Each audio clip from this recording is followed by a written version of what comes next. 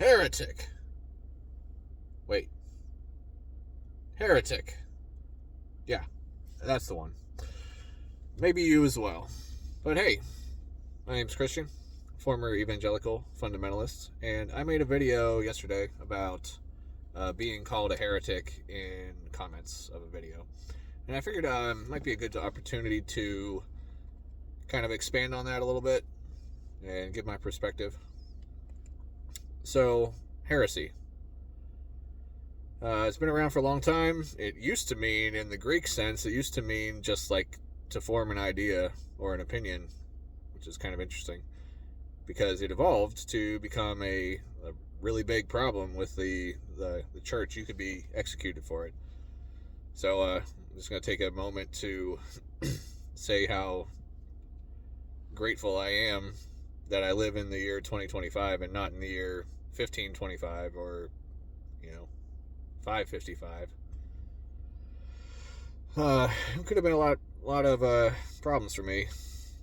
Holding the opinions that I do could have ended my life, and they still could in certain parts of the world. So I'm grateful to live here and where I do and when I do. So, like I said in that video, there's a really simple example of heresy is like between Catholics and Protestants. So the doctrine of the Immaculate Conception is the idea that Mary was born without original sin so that she could be the perfect mother for Jesus, right? But Protestants don't think that. We think, I say we because that's what I was, and I was the evangelical, so kind of like we called ourselves non-denominational, but we were kind of close to Pentecostal, if you will. But that's a branch of Protestantism.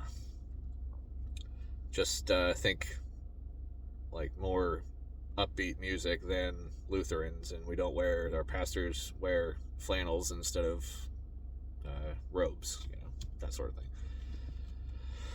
But anyway, Protestants did not believe that. We believed that affirming Mary's sinlessness would take away from the specialness of Jesus' sinlessness. So Jesus is the only one that is sinless. So saying that Mary is sinless would be a heresy to Protestants, right? So, and this brings up an interesting problem in Christianity. From my perspective, I'm sure there's ways to explain this that people have thought up, but it just seems to me that if there is an all-powerful and all-knowing God who has decided to reveal himself through the Bible, texts, or whatever like that, and there is also a Holy Spirit that will guide us to the truth when reading these texts. If those are true, then why do we have such vastly different ideas about what is right? Why do we have such vastly different ideas about what is heresy? If the Catholics they worship the same God as the Protestants, and they both claim to have the Holy Spirit, then why is Mary sinless to one and not to the other? They can't both be true. Mary can't be both sinless and sinful. So which is it? I think the Holy Spirit should have done a better job at guiding people to what is actually true. And this isn't the only instance. That's just a really easy one.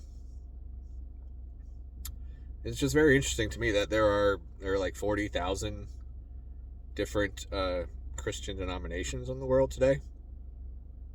Excuse me. And they all believe a lot of the same things, but a lot of them believe really different things that are contradictory. They can't all be true. So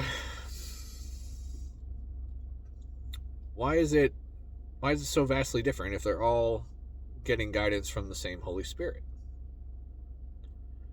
Well, you could say, well, that's where the devil comes in, right? He's the deceiver. He's the father of lies. He misguides people. But this is going to bring up another problem for me, because if God is all-knowing and all-loving and truly wants us all to go to heaven, then how is the devil able to deceive people so badly? I could get behind it if there's a God out there who's just kind of like trying to see what happens, and heaven and hell aren't really what we think they are. But this eternal consequence for getting the Bible wrong is nuts to me. It doesn't make sense why an all-knowing God wouldn't intervene in that. If he's seeing his children be deceived so badly, why is the Holy Spirit not fixing the problems? Why are the Catholics super convinced that Mary was sinless, while the Protestants are saying the opposite, if they both have the same Holy Spirit?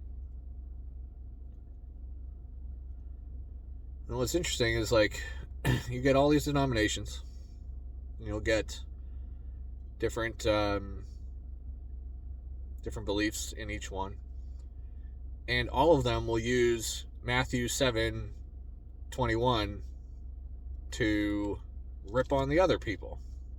That verse, if you're not familiar, that verse says, not everyone who says to me, Lord, Lord, will enter the kingdom of heaven, but only those who do the will of my Father. It's a word from Jesus. So each of these denominations will spout that verse at each other, being like, look, you say you're a Christian, but you're not really, because not everyone who says to me, Lord, Lord, will enter the kingdom of heaven. So you're just deceived by the devil. And then those people will turn it around and say, no, it's you're the one who's deceived. Not everyone who says to me, Lord, Lord, will enter the kingdom of heaven. You're the one who's deceived. You don't have the Holy Spirit. To me, it just seems like this stuff should be more clear. If there is really a God who's concerned about it, let me know what you think.